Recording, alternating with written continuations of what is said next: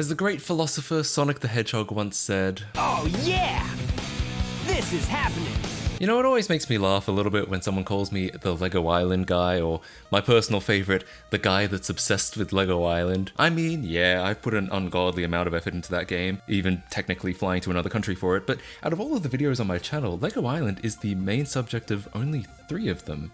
And to be totally honest, I don't actually play LEGO Island, at least not as an adult. Yeah, I know, blasphemy. Santa Claus isn't real either, by the way. The fact is, it's a very short game with only about 30 minutes of gameplay for the average adult, and the puzzles and races are hardly challenging beyond the age of, like, 10. It is nostalgic, and you can tell the developers poured a lot of love and energy into it, but I don't think I've played it casually since, well hell, probably not since my Let's Play from 2015, please don't look that up. That's right, I'm putting my foot down. I'm tired of being known as the LEGO Island guy. So I've decided to spend the next few years working on LEGO Island. Okay, so why? Why would I want to decompile a game that I just admitted I have very little interest in regularly playing? Well, some of it is the first thing I mentioned, nostalgia, but actually a lot of it is the second. The more I've looked into the development of this game, the more I've delved into the code that comprises it, the more fascinated I've become.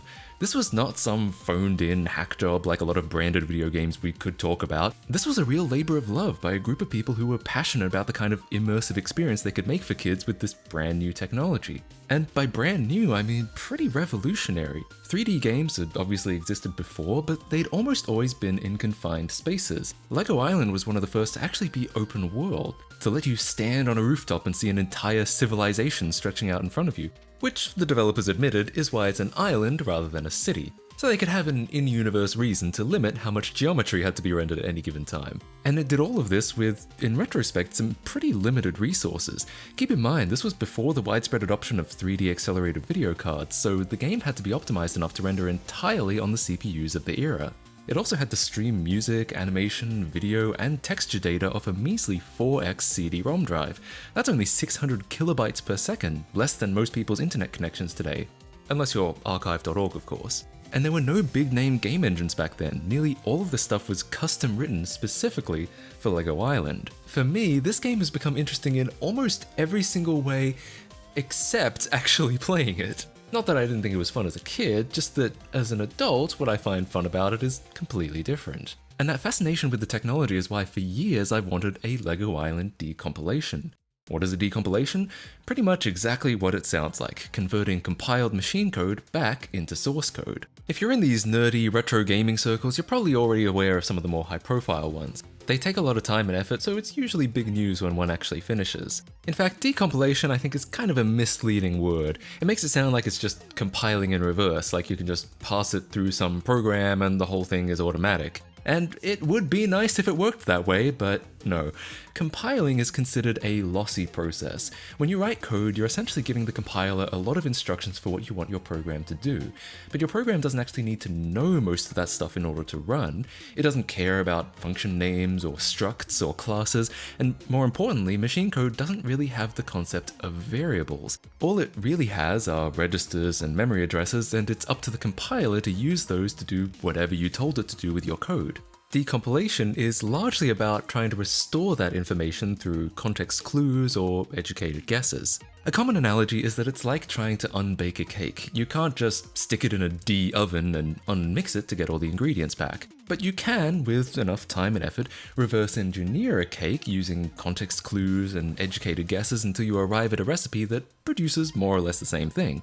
And that is essentially decompilation. Not really an automated process, more like hand translating code from one language to another, where the original code happens to be heavily obfuscated with little to no documentation. As you might expect, it's definitely challenging, but more than that, it's just time consuming. Most completed decomps took years, even for a team of people. This decomp of Diablo reportedly took someone 3 years unemployed to complete.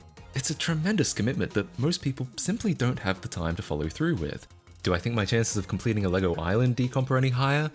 No, not really. Usually, decomp is reserved for widely popular games with high demand for modding or porting, especially if it's stranded on an old, increasingly expensive console that still isn't perfectly emulated. LEGO Island is none of those things. Like me, most people aren't interested in playing it regularly, and since it's on PC, I've already been able to write fixes and improvements through the much simpler process of injection.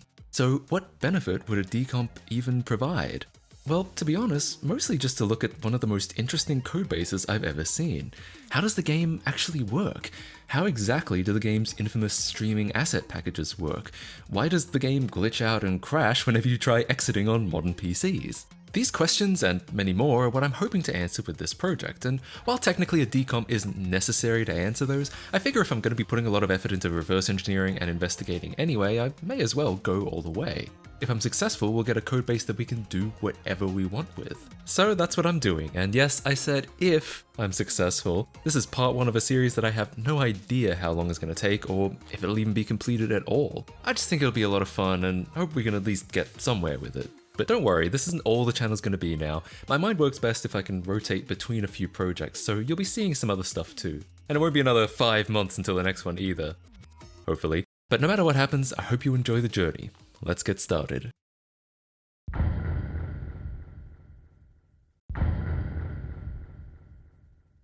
Now to begin, I should mention that this is not the first time I've tried to decompile this game. My first attempt was actually way back in 2019. Yeah, remember that? The world before the coronary virus? Doesn't that feel like an innocent, naive time now? And speaking of naive, I started that decomp around September and made the hilarious prediction that we'd be getting in-game by the end of the year. 4 years later.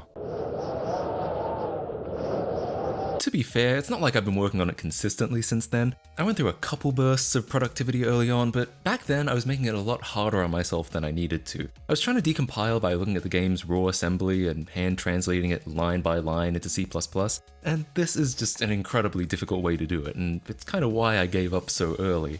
Naturally, nobody really does it this way, at least not anymore. What they actually do is load it up in something like Ghidra, a free open source tool developed by the NSA. Yeah, your tax dollars at work. Ghidra will analyze a function in assembly and make a best effort attempt to decompile it into C. However, what you'll get at first is probably something that only vaguely resembles any C you've ever seen before. Indeed, the first time I saw this years ago, I was confused and wondered what the point was. I mean, is it really that much more readable than x86 assembly? But what I didn't realize was that this is where you come in. Ghidra figures out what it can on its own, but by giving it more information, the better of a job it can do. By specifying structs, enums, function names, and variable names, you can turn something that looks like this into something that almost looks like it was written by a human being. While the code still may not be recompilable out of the gate, Ghidra calls it pseudocode and gives no guarantee that it can be used like regular code, this at least is much more readable than x86 assembly, and you can work with it and smooth it out until it is recompilable.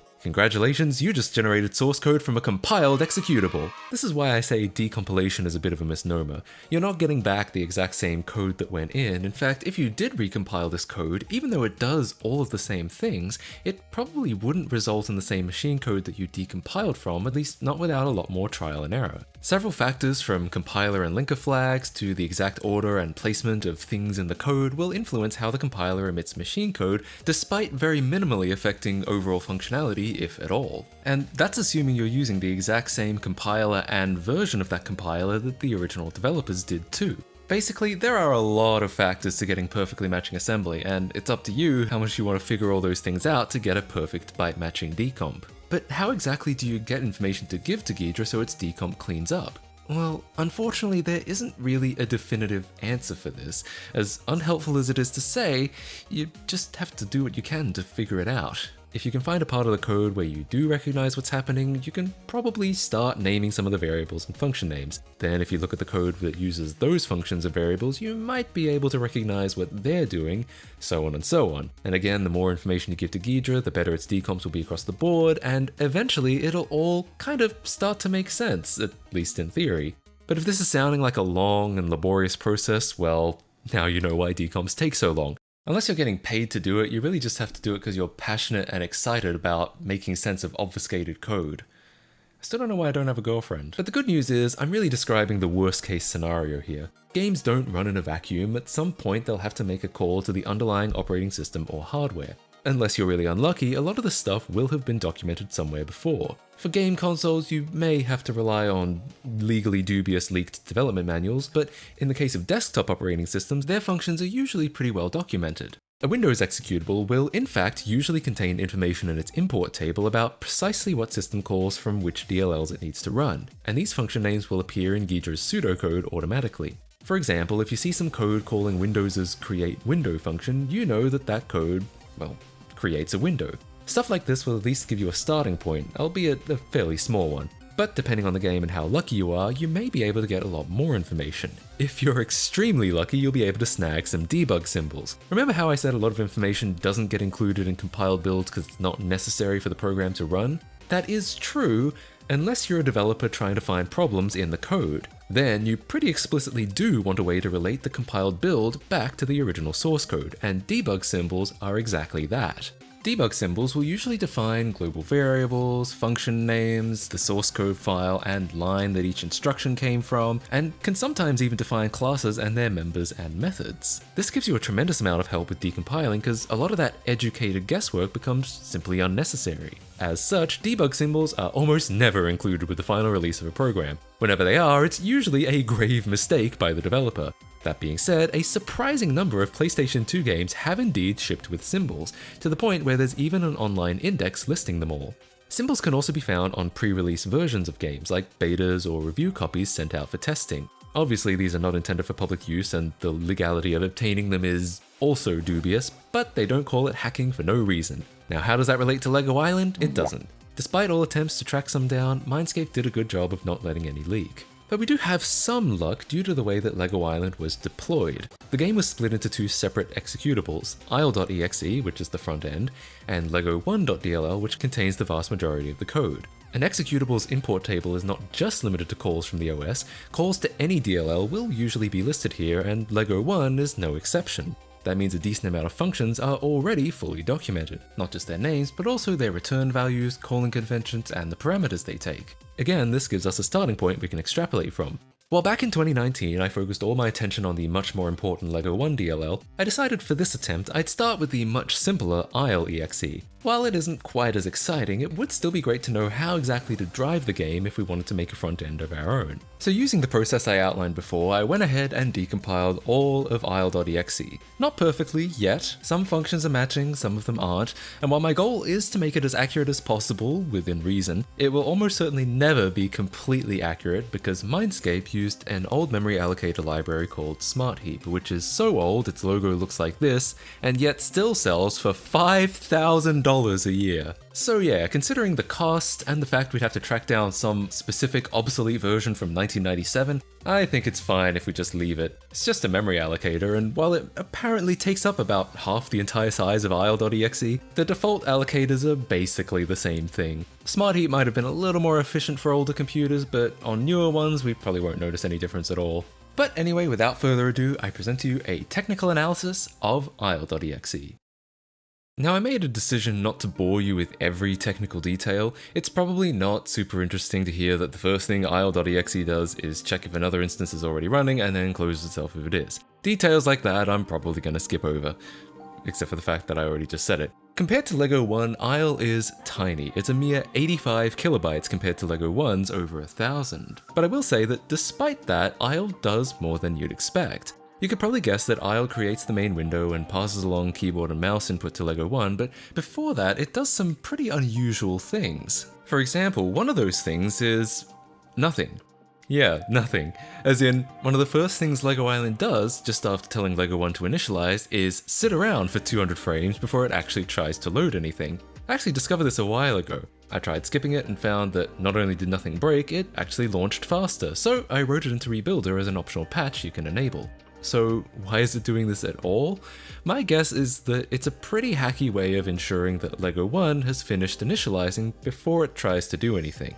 Ideally, you'd find a way to send a signal when everything was ready. That way the delay is only as long as it needs to be and you don't have to blindly wait for the worst case scenario. In fact, LEGO 1 does send some events to the main window to tell it when to change cursors, which could have been used in this scenario too, but hey, if you're under a time crunch and just need to finish the game, making it wait a few seconds gets the job done. I also found some things that I think are vestigial, as in things that used to serve a purpose but don't seem to anymore and were never removed. The most baffling of which is the fact that LEGO Island tries to read an entry from win.ini. To understand why this is so strange, we have to go back, like way back. Back in the days of Windows 1, there was no registry or anything like that for apps to store configuration, but there was win.ini, a single configuration file that Windows stored its settings in and that apps could read and write to through the Windows API. It didn't take long for Microsoft to realize that every single app, as well as Windows itself, all meddling in the same file was perhaps not the greatest idea, so in Windows 3 they introduced new APIs that let apps create their own ini files rather than using Windows's. By Windows 95, win.ini was no longer being used by Windows itself. While many of its settings were still honored for backwards compatibility, Microsoft was very much discouraging its use in favor of the newer Windows registry, which LEGO Island uses. So why is it going anywhere near win.ini? To be totally honest, I don't really know. Win.ini was essentially removed around XP Vista-ish, so I tried it on Windows 98 and found absolutely no difference at all. Judging by the name Media Path, I thought it might be another way to point to the game's streaming asset files, in addition to the ways that already exist, but if it does do that, or indeed anything at all, I can't figure out how to use it. It does pass the result to LEGO 1 though, so maybe as we get deeper into this we'll get to see at least what it was supposed to do. Now we're getting into some bugs. Yeah, you thought this game's code was flawless? Well, I don't know what would have given you that idea. If you've played LEGO Island full screen within the last few years, you may have run into this white bar across the top of the screen offsetting all of the visuals down. I found it's a little inconsistent exactly when it occurs, but it started happening sometime during the reign of Windows 10. Now, it's easy to get mad at Microsoft when a Windows update breaks compatibility, but to be fair, this is LEGO Island's fault. When you create a window, you give Windows some style flags to tell it how you want that window to look. For example, when LEGO Island runs in windowed mode, it tells Windows to create a title bar, an icon/system menu, which also gives it a close button, a minimize button, and a maximize button. Pretty straightforward. When it runs in full screen, it tells Windows to create a title bar and an icon and close button. This is, well, there's no other word for it, wrong. You can see in this excerpt from the documentation of DirectX 5, the version this game uses, specifically saying you should use the pop-up style for full screen apps. And indeed, if you force that value instead, which Rebuilder now does, the problem goes away. Yeah, so the white bar at the top of the screen, that's the title bar that LEGO Island specifically requested. Technically, older versions of Windows were actually less correct for not showing it. But this can be a pretty contentious topic in operating systems. Is it ever permissible to break compatibility, even if it's for the greater good? If you're Apple, you say, "F yeah, we don't care if we break an app that's only 3 years old." However, Linus Torvalds, lead developer of the Linux kernel, has famously said, "We don't break user space," and that if a change results in programs breaking, it's a bug in the kernel. We never ever blame the user programs. He also swore a lot. And for the most part, Microsoft seems to feel the same way. Despite a lot of talk about old games breaking on newer versions of Windows, Microsoft has put a tremendous amount of effort into maintaining backwards compatibility. In some cases, all the way back to MS-DOS from the early 80s. The fact is, if a program is written correctly, it'll run just as well on Windows 95 as it will on the latest version of Windows 11. There are just a lot of programs that haven't been written correctly over the years, LEGO Island very much included. You could argue that Windows suffers by trying to stay faithful to such old and frequently broken technology, though you could also argue that's Windows' primary selling point, a huge library of applications, both new and old. You could also see it as a necessary evil. Plenty of people need to use programs that are no longer being maintained and are not open source, and old games almost always fall into that category. As an example of how bad it could be, good luck trying to play a game on macOS more than 5 years old. Actually, just good luck trying to play a game at all. Meanwhile, if you peruse through the 2020 leak of the Windows XP source code, you can find a section that specifically mentions fixing something for LEGO Island. Yeah, there's code in Windows, probably still to this day, solely for this game. So even though we all give Microsoft a lot of shit, plenty of it deserved, I do think they also deserve some credit for making sure these old games are still playable at all. And those are the biggest things I learned from decompiling isle.exe, but like I said, we're not even in the meat of LEGO Island yet, nor have I even talked about other discoveries I've made outside of the decomp through reverse engineering the SI format. In the next parts, we'll look at that, as well as hopefully some interesting discoveries from LEGO 1. If you're interested in trying out the decomp so far, there will be a link in the description, but keep in mind it is very much incomplete, and what is there is still not 100% accurate. But it's a work in progress, and I am very excited to continue working on it. If you're interested too, stay tuned for more of that, as well as some other games I've been working on too. Now you may have noticed there's no sponsor on this video, and it's because last year I played the whole game of sponsors, deadlines, quantity over quality, and I was pretty miserable. It wasn't great. I wanted to get back to just doing really interesting projects and making videos about them. And from what I can tell, I think you guys prefer it that way too. But there's a reason people play the YouTube game, and it's because it is so much more financially stable. And so if you'd like to help me out at all on that front, I would really appreciate if you would check out my Patreon or become a member here on YouTube. And I really want to give a shout out to the people who have been patrons and members this whole time as I've been figuring out what I want to do with this channel. It's really meant a lot to me. Finally, I've mentioned this on Twitter and on the community tab, but never in a video, that for a little over a year now, I've had a second channel. It's a lot more casual content, there's a lot of me telling life stories or checking out unusual stuff on the internet, but it's fun, and if you want to see more of me between these longer videos, that's the place to go. Anyways, thank you so much for watching, I really hope you enjoyed this video, and I'll see you all in the next one. Bye guys.